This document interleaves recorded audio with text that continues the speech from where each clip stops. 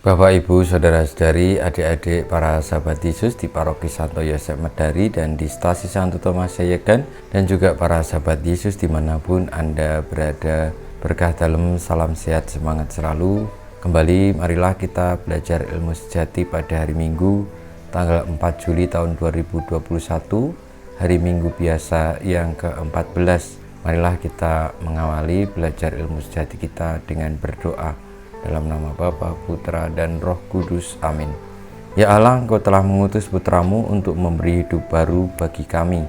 Kami mohon, bangkitkanlah iman kami agar memiliki keberanian untuk berbagi hidup dan talenta kami kepada sanak saudara kami yang berkekurangan. Dengan pengantaran Tuhan kami Yesus Kristus Putramu, yang hidup dan berkuasa bersama Dikau dalam persatuan Roh Kudus, Allah sepanjang segala masa. Amin. Para sahabat Yesus terkasih, kita akan belajar ilmu sejati dari Injil Yesus Kristus menurut Markus bab 6 ayat 1 sampai dengan 6. Sekali peristiwa Yesus tiba kembali di tempat asalnya, sedang murid-muridnya mengikuti dia. Pada hari Sabat, Yesus mulai mengajar di rumah ibadat, dan jemaat yang besar takjub ketika mendengar dia. Mereka berkata, "Dari mana diperolehnya semuanya itu? Hikmat apa pulakah yang diberikan kepadanya?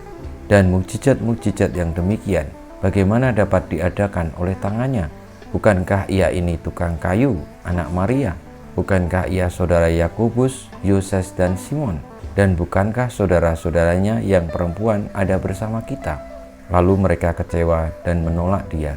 Maka Yesus berkata kepada mereka, "Seorang nabi dihormati di mana-mana, kecuali di tempat asalnya sendiri, di antara kaum keluarganya dan di rumahnya." Maka Yesus tidak dapat mengadakan satu mukjizat pun di sana, kecuali menyembuhkan beberapa orang sakit dengan meletakkan tangannya atas mereka. Yesus merasa heran atas ketidakpercayaan mereka. Lalu Yesus berjalan keliling dari desa ke desa sambil mengajar. Demikianlah Injil Tuhan kita. Terpujilah Kristus. Saudara-saudari, Bapak Ibu yang terkasih para sahabat Yesus, Tuhan Yesus ketika datang ke tempat asalnya dan mengajar di rumah ibadat, lalu tidak dipercaya dan tidak diterima oleh orang-orang yang mengenal dia, karena mereka mempertanyakan dari mana Tuhan Yesus mendapatkan itu semua.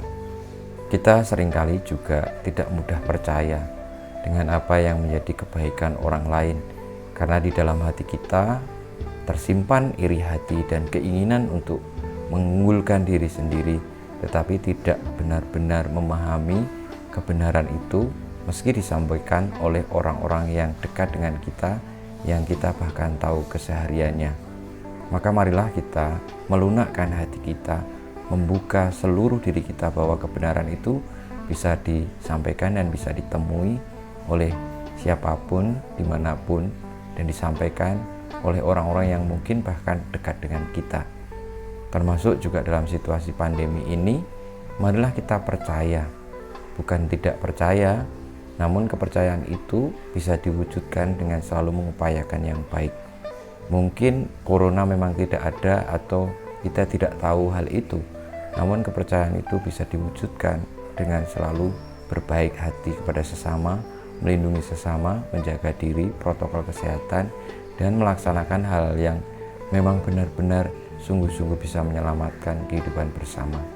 Marilah kita mohon berkat Tuhan, semoga kita menjadi orang-orang yang percaya dan bergerak ke arah kebenaran, yakni Tuhan kita Yesus Kristus sendiri.